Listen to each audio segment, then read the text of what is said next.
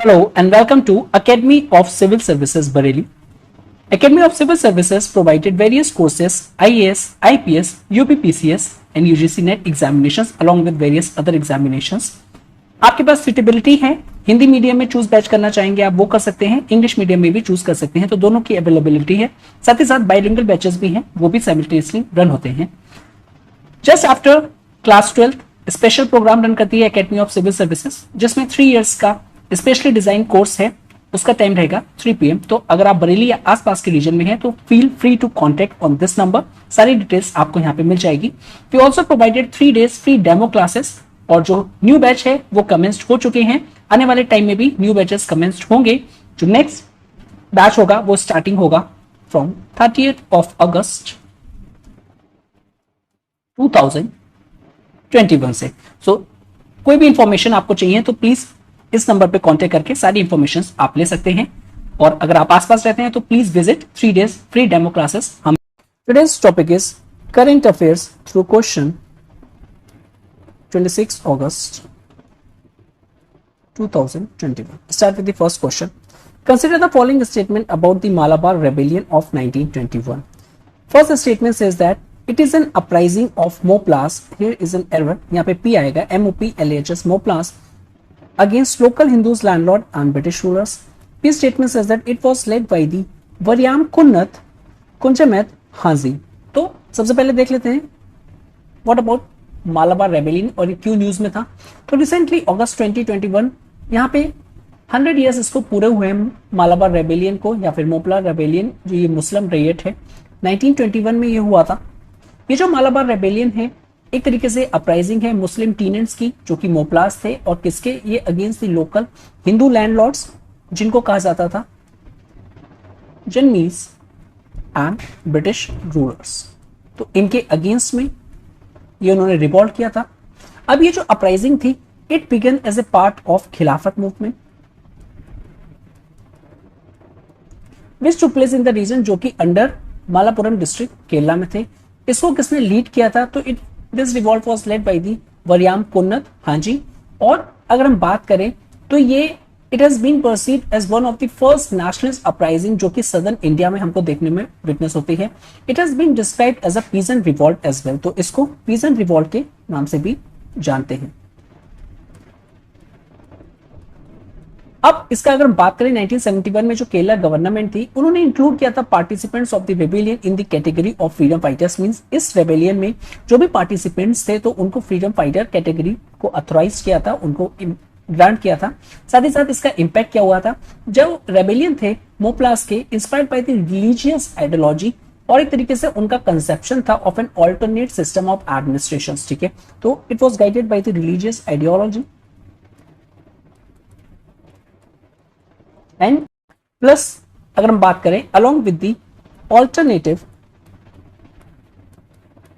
System of administration, ये लोग चाह रहे थे, दैट इज द खिलाफत गवर्नमेंट। ओके, उस तरीके से स्टार्ट करते हैं यहाँ पे। तो फर्स्ट एंड सेकंड स्टेटमेंट है, बोथ आर करेक्ट। तो here is the correct statement is 3।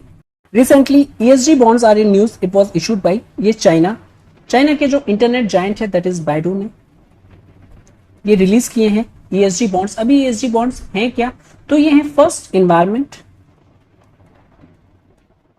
Social and governance transaction है। तो इस तरीके के ये बॉन्ड है। इसका फॉर्म देखें तो ये म्यूचुअल फंड है एक तरीके से, जो कि इन्वेस्ट करता है सस्टेनेबल इन्वेस्टिंग में, और साथ ही साथ सोशली रिस्पॉन्सिबल इन्वेस्टिंग में, रिस्पॉन्सिबल इन्वेस्टिंग करता है। ओके, तो correct answer is A. Third statement, which among the given statements are correct about the circular economy. तो सर्कुलर इकोनॉमी के रिगार्डिंग बताना है जो कौन से स्टेटमेंट करेक्ट है। It is in a part of traditional linear economy, ये traditional linear economy का पार्ट है। इन दिस इकोनॉमी रिसोर्सेज को है are use for as long as possible. तो सर्कुलर इकोनॉमी की हम बात कर रहे हैं यहाँ पे। फर्स्ट स्टेटमेंट, ये ट्रेडिशनल लीनियर इकोनॉमी का पार्ट है, और सेकंड यहाँ पे जो इकोनॉमिक रिसोर्सेज हैं उनको जब तक यूज किए जा सकते हैं उनको यूज किया जा सकता है। मींस यूज एंड थ्रू वाला जो कल्चर है उसमें एप्लीकेबल नहीं होता है कि रिपेयर करके भी जो चीजें खराब हो गई हम उनको भी यूज कर सकते हैं। तो बात कर लेते हैं सर्कुलर इकोनॉमी की। तो ये जो सर्कुलर इकोनॉमी की जो बात कर रहे हैं हम, तो एक तरीके से ये ऑल्टरनेटिव है। अब ये जो ऑल्टरनेटिव है किसके, जो कि ट्रेडिशनल लीनियर इकोनॉमी है। अब ये जो लीनियर इकोनॉमी है ये एम्फसाइज करती है दैट इज द मेक, बनाइए उसको, यूज करिए और यूज करने के बाद उन चीजों को अगर वो खराब हो जाए या फिर उनकी शेल लाइफ पूरी हो जाए तो इनको डिस्पोज कर दीजिए। In contrast in a circular economy में क्या होता है, सर्कुलर इकोनॉमी की अगर हम बात करें तो यहाँ पे जो सर्कुलरिटी है दैट इज जो रिसोर्सेज हैं, चाहे वो प्रोडक्ट्स हो, इक्विपमेंट्स हो या फिर इंफ्रास्ट्रक्चर हो, उनको हम तब तक यूज करते हैं जब तक पॉसिबल होता है, means kept in use for as long as possible, ताकि ज्यादा से ज्यादा उनकी जो मैक्सिमम वैल्यू है हम उनसे निकाल पाए। ओके, उसके बाद जो ये जो रिसोर्सेज है इनको रिकवर कर लिया जाता है, फिर रीजनरेट किया जाता है प्रोडक्ट्स को और मटेरियल्स को जब इनकी सर्विस लाइफ की एंड होने वाले होते हैं, तो इनको रीजनरेट किया जाता है। अब ये बेनिफिट्स क्या आते हैं सर्कुलर इकोनॉमी के ओवर ट्रेडिशनल इकोनॉमी, तो सर्कुलर इकोनॉमी जो है ये अलाउ करती है कि हम क्रिएट करें मोर विद लेस और हम डिलीवर करें greater value with less input. साथ ही साथ ये इंप्रूव करेगी productivity, it improves productivity, means जो यूज एंड थ्रो कल्चर है उसको एम्फसाइज नहीं करेगी और ऐसे प्रोडक्ट्स जिनकी लाइफ ज्यादा है या फिर जो रिपेयर हो सकते हैं खराब होने के बाद उनको काफी एम्फसाइज करेगी। तो it is an regenerative economic systems जो कि टैकल करेगा global challenges such as climate change हो गया, बायोडाइवर्सिटी लॉस हो गया, waste and pollution, such as CECA, CEPA are two economic agreement sign between India and which country. तो किस country ने साइन किया है देख लेते हैं इसके बारे में। तो रिसेंटली ऑस्ट्रेलियन प्राइम मिनिस्टर ने विजिट किया था इंडिया में, ओके, और उसके रिगार्डिंग हम बात करेंगे। तो ये जो टू लीडर्स थे, जो प्राइम मिनिस्टर थे ऑस्ट्रेलिया के और जो इंडिया के प्राइम मिनिस्टर थे, उन्होंने वेरियस डिस्कस किए थे ताकि वो कैसे स्ट्रेंथन कर पाए बायलैटरल ट्रेड, इन्वेस्टमेंट और इकोनॉमिक कोऑपरेशन, ताकि रियलाइज किया जाए full potential of India Australia का जो कॉम्प्रिहेंसिव स्ट्रेटेजिक पार्टनरशिप है। तो India Australia comprehensive strategic partnership, okay. At the leaders virtual summit हुई थी इनकी 2020 में, तो इंडिया एंड ऑस्ट्रेलिया ने एलिवेट किए थे अपने relationship to a comprehensive strategic partnership. साथ ही साथ उन्होंने ये भी डिसाइड किया था कि वो री एंगेज करेंगे on a bilateral comprehensive economic cooperation agreement that is CACA। तो इसकी फुल फॉर्म क्या हो जाएगी, bilateral comprehensive economic cooperation agreements, okay. तो यहाँ पे CEPA है और CECA है, तो इनके बीच का डिफरेंस देख लेते हैं सबसे पहले। तो बोथ CECA एंड CEPA ये इकोनॉमिक एग्रीमेंट्स हैं between the two countries that is the Australia के साथ। ये जो एग्रीमेंट्स हैं are subject to the benefit of both countries, दोनों कंट्री को ये म्यूचुअली बेनिफिट करेंगी, specially on the front of economic and trading side. अगर हम देखें CEPA, ओके, जो एक तरीके से स्ट्रेटेजिक पार्टनरशिप की अगर हम बात करें तो वो काफी ज्यादा ब्रॉडर है, मोर कॉम्प्लिकेटेड है कंपेयर करें अगर हम कॉम्प्रिहेंसिव एग्रीमेंट से। तो दोनों थोड़ा सा डिफरेंस देख लेते हैं, CECA और CEPA। तो ये जो CECA है इसका फुल फॉर्म है कॉम्प्रिहेंसिव इकोनॉमिक कोऑपरेशन एग्रीमेंट, और यहाँ पे CEPA comprehensive economic partnership agreement. तो यहाँ पे हम पार्टनर की बात कर रहे हैं, यहाँ पे हम इकोनॉमिक कोऑपरेशन की बात कर रहे हैं, ओके। देख लेते हैं यहाँ पे जो वर्ड कॉपरेशन है एक तरीके से कोहेसिव लेकिन कुछ डिस्टिंक्ट एफर्ट को शो करता है, ताकि एक लूज कनेक्शन जो कि दर्शाता है between the two countries. In contrast अगर हम पार्टनर की बात करें तो more personal and deeper relationship show करता है बिटवीन टू पार्टीज। तो CAPA का जो अगर इफेक्ट है वो काफी ज्यादा होगा। साथ ही साथ जो ये जो CACA है ये डील करता है विद द एलिमिनेशन, जो वेरियस टैरिफ्स हैं दोनों कंट्रीज के बीच में, या फिर उसके रिडक्शन ऑफ टैरिफ्स के बारे में बात करता है, बिकॉज यहाँ पे हम कोऑपरेशन की बात कर रहे हैं, एक साथ मिलकर काम करने की बात कर रहे हैं। ऑन दी अदर हैंड जब पार्टनरशिप की हम बात करेंगे तो CAPA जो कंसर्न है इसका आर सेम है CECA, जो कि addition of investment and services को भी प्रमोट करता है। तो यहाँ पे एडिशन का भी एलिमेंट आ जाएगा और जो सर्विसेज का एलिमेंट है वो भी ऐड हो जाएगा, अपार्ट फ्रॉम एलिमिनेशन और रिडक्शन ऑफ रेगुलर ट्रैफिक। और ये जो CECA है that is the cooperation agreement, ये जो है ये फर्स्ट स्टेप होता है, उसके बाद हम CEPA that is a partnership agreement को साइन करेंगे। और ये जो CEPA है is a result of negotiation जो कि टू कंट्रीज में बेसिकली स्टार्टेड हुआ था from CECA that is a cooperation agreement के साथ, ओके। तो इस तरीके से जो करेक्ट आंसर होगा that is the A। Next question, consider following statement about the CECA and CEPA economic agreements. ये जो CEPA है much broader and more complicated compare to CECA, okay.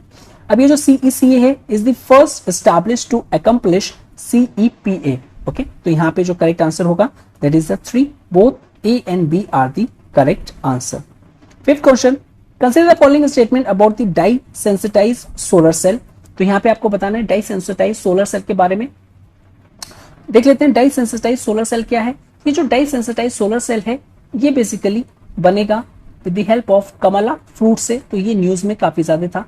देख लेते हैं, जो रिसर्च टीम है सेंट्रल यूनिवर्सिटी की झारखंड में, उसने एक डाई को और डाई का एक्सट्रैक्ट जो कि कमला फ्रूट से डिराइव किया गया है उसको क्रिएट करके एक लो कॉस्ट और साथ ही साथ नॉन टॉक्सिक या फिर लो टॉक्सिक सेंसिटाइजर क्रिएट किया है, और इसको हम डाई सेंसिटाइज भी कहेंगे फॉर सोलर सेल्स। ओके, लेकिन अभी यहाँ पे अगर हम बात करें तो काफी ज्यादा रिसर्च इसमें बची हुई है कि हम फाइनलाइज कर पाए उसकी एफिशिएंसी को, कि ये जो डाई एक्सट्रैक्ट जो है जिसे हमने डाई सेंसिटाइज सोलर सेल्स बनाए कि वो अच्छे से काम करेंगे या नहीं। देख लेते हैं थोड़ा सा what is dye sensitize solar cell. अब ये जो डाई सेंसिटाइज सोलर सेल है ये एक लो कॉस्ट सोलर सेल है जो कि बिलोंग करते हैं to the group of thin film solar, या फिर और जो सोलर सेल्स हैं ये क्या करते हैं, converting solar energy directly into the electricity. अब ये किस पे बेस्ड है, तो ये बेस्ड है सेमीकंडक्टर पे, was based on semiconductor। Okay, इस तरीके से भी काफी इंपॉर्टेंट है, और फॉर्म होता है between a photo sensitize anode और एक इसमें इलेक्ट्रोड होती है जिसको हम फोटोकेमिकल सिस्टम बोलते हैं।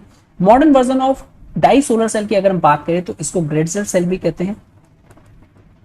नेक्स्ट, इसके अट्रैक्टिव फीचर्स की बात कर लेते हैं। तो इसके अट्रैक्टिव की फीचर से बात करें तो ये काफी सिंपल है to make using conventional roll printing technique से, फ्लेक्सिबल भी है और ये सेमी ट्रांसपेरेंट है, तो इससे वाइड वैरायटी ऑफ यूजेस जो हैं आपके एप्लीकेबल हो जाते हैं। ठीक है, और मोस्ट ऑफ जो मटेरियल्स यूज होगा इसमें लो कॉस्ट का है, तो इसलिए काफी ज्यादा ये अट्रैक्टिव फीचर्स हो जाते हैं इसके। तो it is a low cost solar cell and this dye is extracted from an inedible source like the kamala fruit Odisha. ठीक है, तो यहाँ पे जो हमने ओडिशा का यूज किया है लेकिन इट वॉज नॉट करेक्ट, यहाँ पे जो करेक्ट आंसर है दैट इज द झारखंड होगा, तो ये स्टेटमेंट सही होती। ठीक है, तो इसलिए one statement is only correct because यहाँ पे ओडिशा दे रखा है, but the correct is Jharkhand. Seventh question, Samriddhi scheme was launch by. ये तो समृद्धि स्कीम किसने लॉन्च करी है? First MeitY, second ministry of commerce, third ministry of rural development, और D none of the above. देख लेते हैं समृद्धि स्कीम ब्रीफ में क्या है। तो ये जो समृद्धि स्कीम है एक तरीके से स्टार्टअप एसिलिटेटर्स ऑफ मीटी for product innovation development and growth, ये इसकी फुल फॉर्म है समृद्धि की। ये जो प्रोग्राम है इसको लॉन्च किया है मीटी, और that is the ministry of electronics and information technology, ये इसका फुल फॉर्म है। अब इसका ऑब्जेक्टिव क्या है? तो ये जो समृद्धि है ये क्रिएट करेगी एक कंड्यूसिव प्लेटफॉर्म ताकि ग्रो हो इंडियन सॉफ्टवेयर प्रोडक्ट का स्टार्टअप जो कि रेडी है फॉर एक्सेलरेशन स्टेज, ताकि वो इनहेंस कर पाए अपना प्रोडक्ट और सिक्योर कर पाए इन्वेस्टमेंट अपने बिजनेस को इंक्रीज करने के लिए। तो ये एक तरीके से प्लेटफॉर्म प्रोवाइड करवाएगी फॉर इंडियन सॉफ्टवेयर स्टार्टअप्स को, तो ये काफी इंपॉर्टेंट है। 8th question, consider the following statement about the Ubharte Sitare fund. First statement that it was launched by the finance minister. B, ये एक फंड है to support the export oriented micro small and medium enterprises. तो यहाँ पे आपको choose करना है correct answer. तो यहाँ पे जो करेक्ट आंसर होगा that is C, both the given statements A and B are correct. Let's discuss about the Ubharte Sitare fund. ये जो उभरते सितारे फंड है फाइनेंस मिनिस्टर ने इसको लॉन्च किया है ताकि ये सपोर्ट कर पाए export oriented specially those MSME micro small medium enterprises जो कि एक्सपोर्ट ओरिएंटेड है, मींस इनका जो प्रोडक्ट बनता है वो ज्यादा से ज्यादा एक्सपोर्ट होता है। अब ये जो उभरते सितारे फंड है एक तरीके से ऑल्टरनेटिव इन्वेस्टमेंट फंड है। अब इसको सेट किसने किया है? एक्सिम बैंक, और एक्सिम बैंक की फुल फॉर्म हो जाएगी एक्सपोर्ट इंपोर्ट बैंक, और इसका ज्वाइंट कोलैबोरेशन है विद सिडबी के साथ।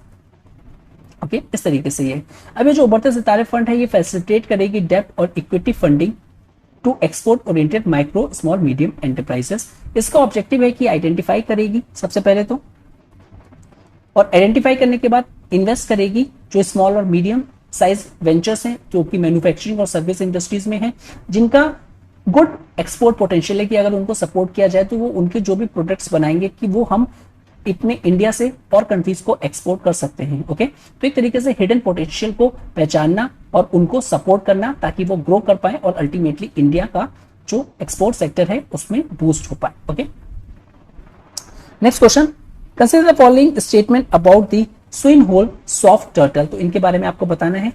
First statement says that it is the world most endangered turtle and it is the largest fresh water turtle in the world. देख लेते हैं सबसे पहले स्विन होल सॉफ्ट टर्टल क्यों न्यूज में है? तो ये वर्ल्ड मोस्ट इंडेंजर्ड टर्टल है जो कि फाइट कर रहा है अपने चांस टू सर्वाइव, मींस काफी थ्रेटेंड इसकी सिचुएशन है। ओके, अब ये फ्रेश टर्टल में आ जाता है, also known as giant Yangtze soft shell turtle, और ये लार्जेस्ट फ्रेश वाटर टर्टल है in the world.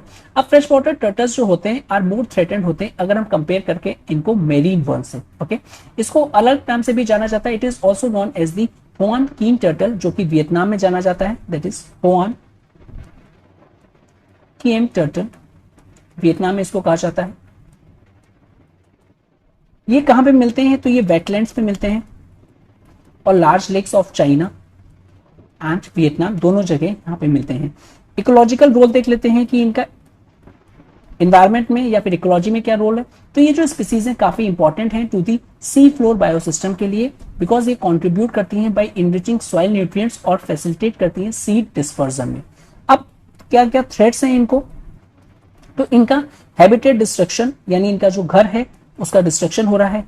Water pollution से इनको काफी ज्यादा प्रॉब्लम हो रही है। रिवर बेड एब्रेजन, जैसे जैसे जो रिवर बेड है वो टूटता जा रहा है या खत्म होता जा रहा है। Over exploitation for the food and illegal जो ट्रेड हो रहा है इनका। कंजर्वेशन स्टेटस देख लेते हैं।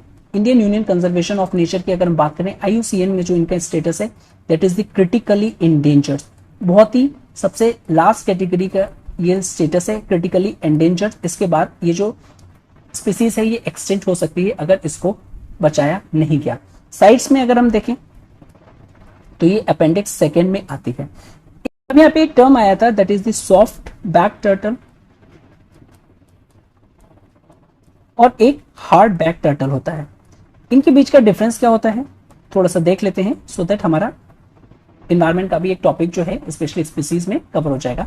सॉफ्ट शेल टर्टल जो होते हैं इनका जो टॉप होता है और जो बैक होता है वो फ्लैशी होता है। हार्ड बैक टर्टल में जो टॉप होता है, बैक होता है, it is made up of bone और इसको कवर्ड होता है बाय स्किन और एपिडर्मिस से। लेकिन वर्ल्ड लार्जेस्ट टर्टल की अगर हम बात करें तो वो नाइदर ही हार्ड शेल होंगे नाइदर ही सॉफ्ट बैक टर्टल होंगे, समवेयर इन द मिडिल में इनका आएगा और उसको हम कहते हैं leather back turtle. Leather back turtle.